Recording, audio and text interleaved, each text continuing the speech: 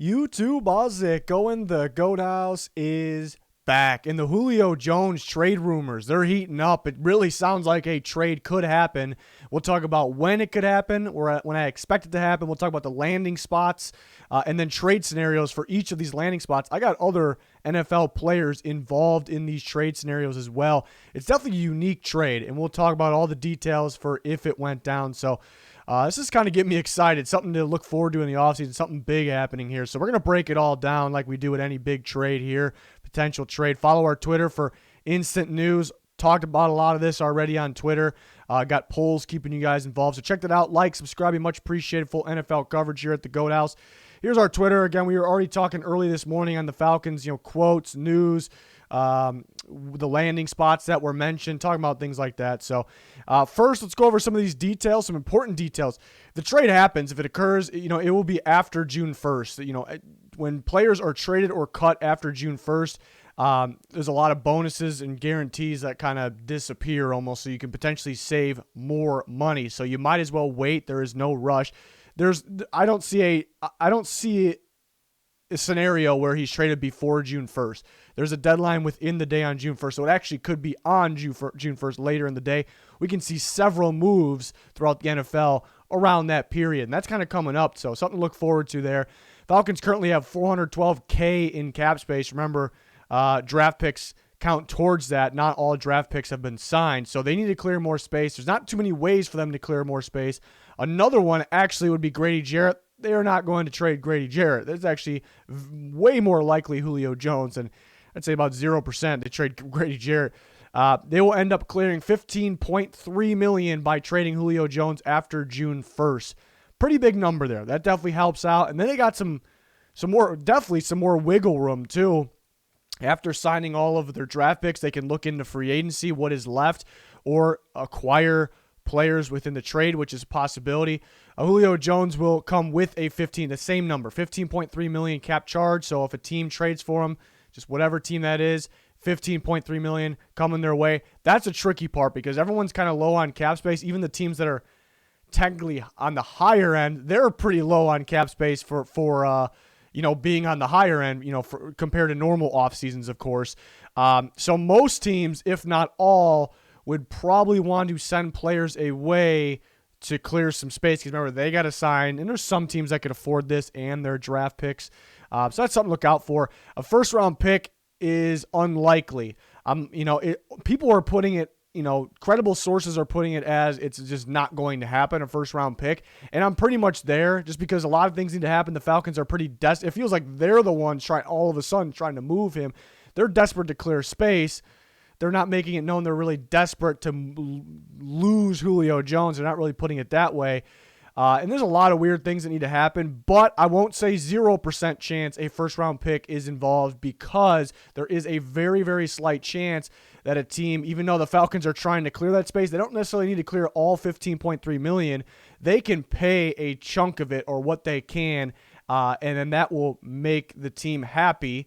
Perhaps the team doesn't want to give away other assets, other picks. They just want to give up they rather give up the first round pick and the Falcons pay a chunk, help us out. Maybe they'll be willing to do it. It would probably be, again, unlikely. I'm just not going to rule out completely, but it would have to be a team that's pretty much feeling like they're guaranteed to have a late first round pick. They're not going to be trading I still don't think it happens. Again, it's very unlikely, but you get my point, hopefully. I really think other players would be involved. I think because the cap troubles from around the league, and I think the Falcons are actually looking to bring in multiple players, multiple cheap players that are much cheaper than Julio Jones to fit here, there, running back, edge rusher, just examples there. And we're going to break down some trade scenarios here. First, the landing spots. But I got a lot of players involved in these trade scenarios, so I had a lot of fun with this one. Here are the landing spots. These have actually been mentioned, from credible sources. You look at the Colts and the Chargers have roughly the same amount of cap space. They're actually looking pretty good. These are the teams that could just trade for Julio and then sign their draft picks, and they'll probably be good to go. But they'll be looking to clear a little more space. That's the part with the Colts. They have been mentioned, but they're a little on the cheaper side. They like to keep their money, so that's why I think the Colts might be the least likely out of the group because they don't really like to spend big. They got to sign the rest of their draft picks. They're going to spend on Julio. That leaves them with $0 pretty much around that range. They may want to bring back Justin Houston still, players like that. Remember, they just signed Eric Fisher. So I'm thinking, even though they have the most cap space out of the group, I'm thinking they're probably the least likely, to be honest, if they're able to ship off players to, and we have a scenario with them coming up. I have a scenario with every single one of these teams. I actually got 2 for one of these teams. So we'll show that in a second. But yeah, the Colts could ship players off perhaps. Chargers, kind of a surprising team mentioned because I don't really feel like they need a receiver. They got quite a few guys. They drafted Josh Palmer, of course, as well, who I think fits. I think he could actually make an early impact, but can't be afraid to get better. Julio Jones would be getting better, helping that high-powered passing offense of Justin Herbert that's led by Justin Herbert. So it makes sense. It's a little surprising to see that, but they have the cap space. Maybe they would want to move a few pieces. I think the Falcons would want a few of their pieces as well. 49ers, interesting because the 49ers, it was reported right before day 2 of the draft that they were looking to add a day 2 wide receiver. They thought that was a need, and the board didn't really, and they liked who they added as well, but the board didn't, in terms of the receiver board, didn't really fall maybe the way they wanted, or the other group of guys, who they added, maybe they didn't expect to be there. Could be either or. So that didn't, they still looking to add a receiver. They tried to trade for Deshaun Hamilton. That kind of says 2 things, the Deshaun Hamilton part. That says they're looking for a receiver, so they would definitely add Julio Jones. That also says they were willing to not trade for Julio Jones. They were looking to add kind of a minor rotation piece, an insurance piece that could possibly play if somebody goes down. So you kind of can argue both sides there on why they would or would not be in on Julio Jones. But they got just enough. They would probably ship off some players to clear some more space. Patriots, $16 million. They just signed a few receivers, but they really don't have. They got guys that are potentially can be that number one. I mean, Aguilar played a lot better last year, showing signs of improvement. And Myers actually looks pretty damn good. I mean, these guys can be number ones, but do they have that true number one? And they got a Super Bowl roster, but do they have a Super Bowl quarterback, receiver? Maybe get help for that quarterback there. And the Ravens, they added 2 more receivers in the draft, so maybe that limits their chances, but they don't have, they don't have that sure thing. They still don't have that sure thing. They got guys that can play. I'm really hyped about Rashad Bateman, but and there's a lot of young guys that can develop, but they do not have that sure thing, that top tier guy. Some guys can be that, of course, but they're trying to win now, so it's another one of those situations where you can't be afraid to get better, but maybe the chances of them trading for him decrease a little bit because they add Bateman. Wallace means very, very little, but they did add this too. And they have $9.7 million in cap space, so that sure doesn't help. The Titans have actually been mentioned by multiple sources from the league, and that would make sense too because the Titans went out and improved their defense. In the receiver unit, you could argue maybe looks slightly worse. Actual receiver, Reynolds in, Corey Davis out. I think we all agree Corey Davis is better, but is there that much of a difference? But they would like to get better there. But they have limited cap space there, 3.5, so that's kind of what's holding them back there. Arthur Smith coming from the Titans, going to the Falcons. Maybe he can, strike a deal with his former team, but things would have to work itself out there, within that deal. In cap space, these cap space numbers again could come down once all the draft picks have been signed. Of course, you can't forget that. Let's go on to these trade scenarios. I do think this is a unique trade. I think players would have to be involved. So with these trades, I'm not guaranteeing that all these players would be involved if this trade happened. I think these are players to look out for mainly that makes sense for both parties. Let's start with the Titans. I actually like this one a lot here. No draft pick involved in this one. Julio Jones goes to the Tennessee Titans. The Falcons get Harold Landry in Rashaan Evans. I was thinking about sneaking in a draft pick here, but the Titans are actually shipping off some pretty good value to the Falcons, where the Falcons are really trying to clear that space. They're desperate to clear that space. They clear a lot with Julio Jones. And they bring in 2 players, but they're not overly expensive. The Falcons could afford them. They also get a pretty damn good upside pass rusher and Harold Landry to pair with Dante Fowler. I definitely think he fits. I think he fits Dean Pease' defensive scheme over there in Atlanta. That's pretty valuable, Landry, that is. Rashaan Evans, he's a solid linebacker with some upside. He hasn't really worked out the way the Titans wanted to, but I think he can also fit. Remember, Dean Pease actually coached the same style defense with the Tennessee Titans, so a guy like Evans could fit as well, but that also could be the problem. The Titans don't view him as a fit anymore. The question is, would the Titans be willing to move on from Harold Landry? That is the big question here because they like him a lot. They did add Bud Dupree, so maybe they're feeling you need 2 edge rushers, but maybe they're feeling like, they could afford to move on from him. He's in a contract year, of course. Rashaan Evans, they would definitely be willing to move on from. They have Jayon Brown, they have David Long, and they drafted Monty Rice. Those guys fit their defense very well from the off-the-ball linebacker position. They would definitely be willing to move on from Evans. But Landry, mainly Landry, but Landry and Evans, they actually carry some good value, while the Falcons, Julio Jones, won't receive his true value for him because they're looking to move on. People got to understand leverage, of course. So I actually view this as a pretty even trade. The Titans may not be willing to move on from Harold Landry, to be honest, but the Falcons, would get that pass rusher and get another off-the-ball linebacker that could possibly blitz for them, which Dean Pease is looking for. So in terms of fits, kind of clear in space, it made sense to me. It made sense. Just a big question would be Harold Landry there. That's a good question for the Titans fans, will you be willing to do this? I know they're good moving on from Evans. Will you be willing to? It's a tough call. Getting Julio is pretty big, but it's a tough call. So I did like that one because of the fits. The Patriots, I got quite a few players involved here that I really liked that made sense. How about Sony Michel? He looked like he was a promising young running back. That Super Bowl year they won, his dominance in the playoffs was ridiculous, and that kind of proved that he's that guy we expect him to be. And all of a sudden, it kind of went downhill. The talent just doesn't go away. I think the talent is in there. It's just a little risky kind of trading for him mainly there. But I do think he fits Arthur Smith's scheme, a tough runner inside the tackles that can open up the passing game. They're still missing that guy to me. I mean, they have Mike Davis, but is he an every down guy? To me, I think Michel is better than Mike Davis. People will look at the stats the last year. They'll disagree with me, but I think Sony Michel is the better back.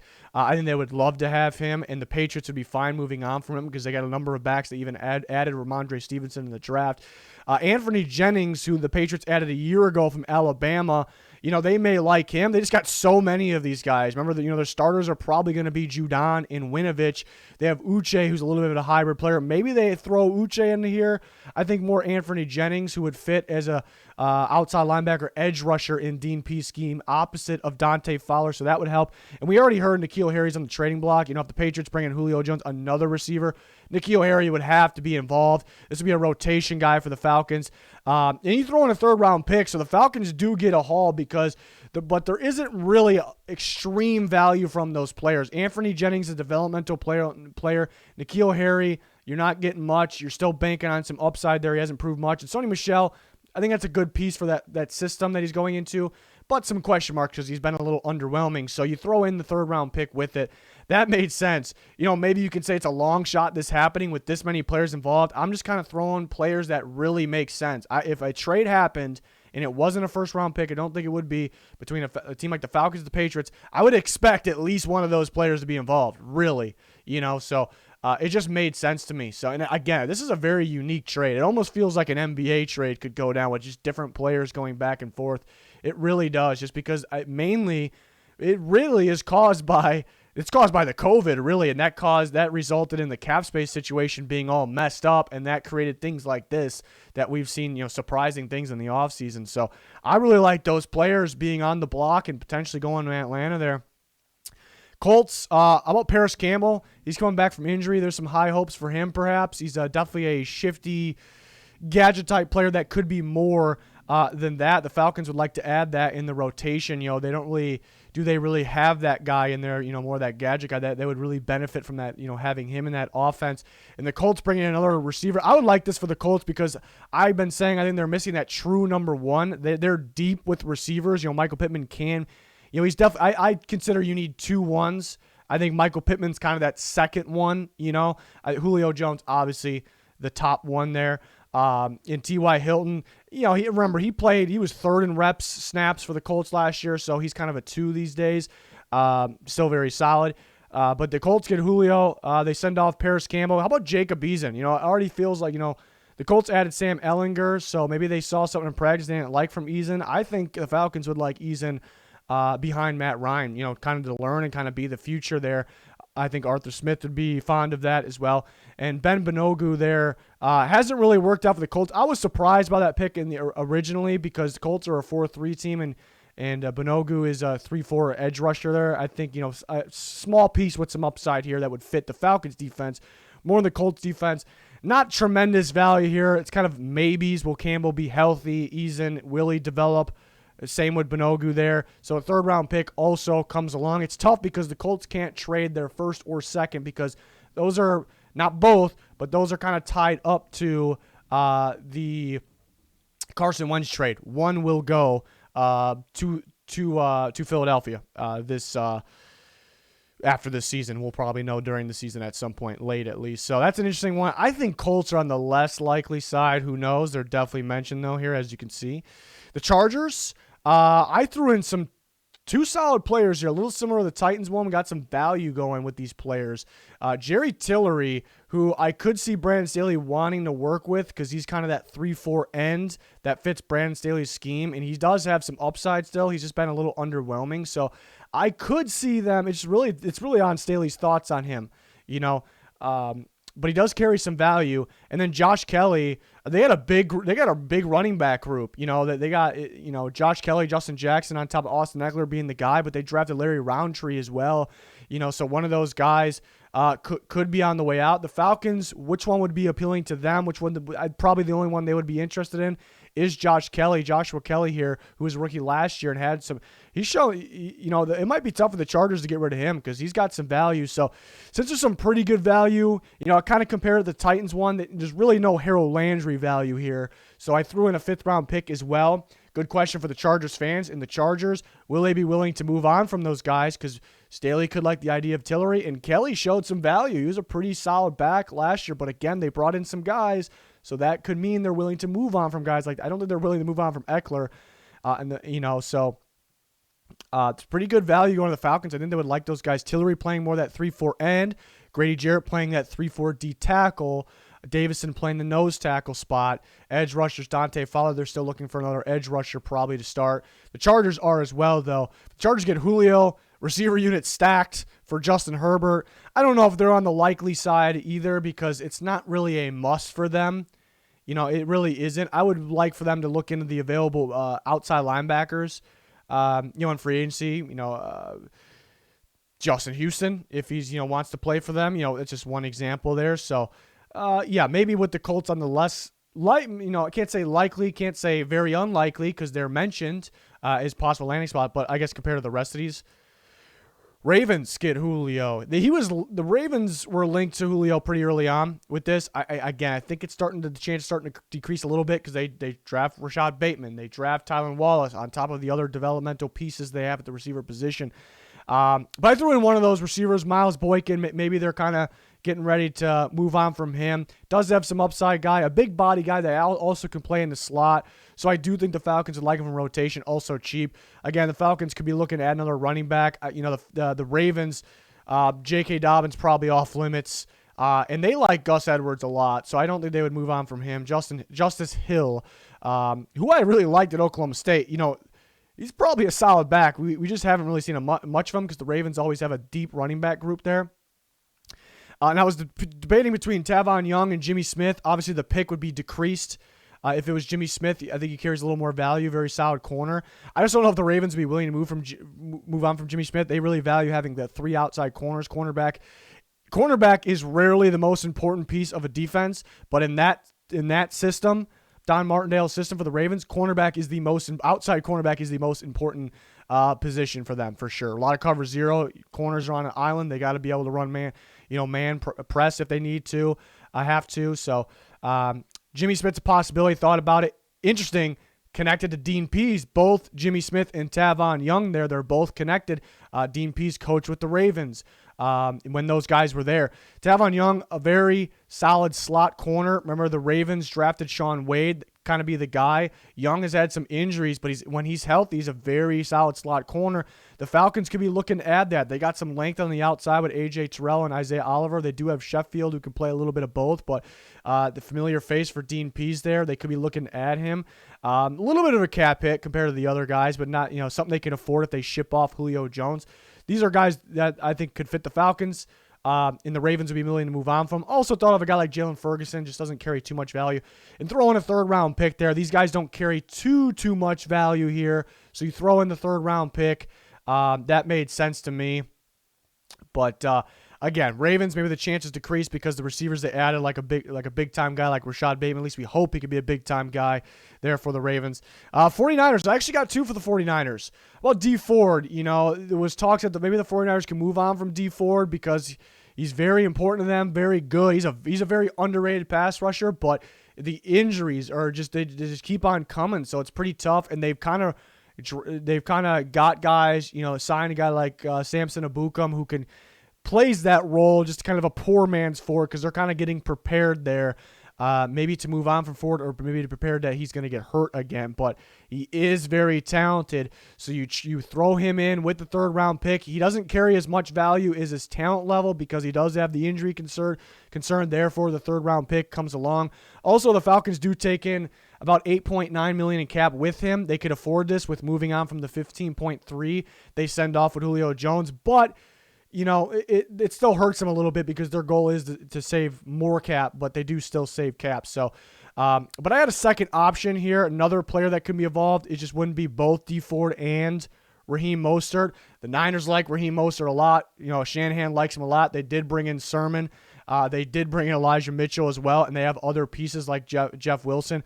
Mostert would be perfect, in my opinion, in Arthur Smith's scheme. This is a Falcons new school, today's Falcons type running back here. He does carry some injury concern as well. This would be a big piece for them. For me, better than Mike Davis in my opinion. Good 1-2 punch there, but also with a 3rd round pick. A little cheaper in terms of the cap hit, about $3 million or so cheaper in terms of the cap hit than D Ford. D Ford, edge rusher, very talented. Mostert's a talented running back. You think D Ford, in terms of talent and importance of the position, would carry a little more value, but Mostert a little cheaper. They do both have injury concern. I think Mostert less, though. But maybe the 49ers, they love him, but maybe they'd be willing to move on from him because the direction they're going and the pieces that they added, like a Trey Sermon. Elijah Mitchell actually can compete with Sermon to give him good competition there. So I actually like those. I loved all these scenarios. They're a little. You could say they're a little out there because so many of these players, what are the chances they're involved? Again, I don't think if a trade happens, for, some of the teams I involve multiple players for, I'm not really expecting all those players to be involved. I think 1 or 2 of them can be. It just makes sense money-wise, cap-wise, fit-wise for the other team, and the team trading them, I think, would be willing to trade those players. They actually could be secretly looking to move on from some of those players. Not really this one on your screen, possibly, but so I had a lot of fun with this. I usually don't have this many players involved, but again, this is a very, very unique trade in my opinion. We'll see when it happens, but I think there could be more factors like I talked about in the beginning of the video. Maybe the Falcons pay a piece of Julio Jones' salary.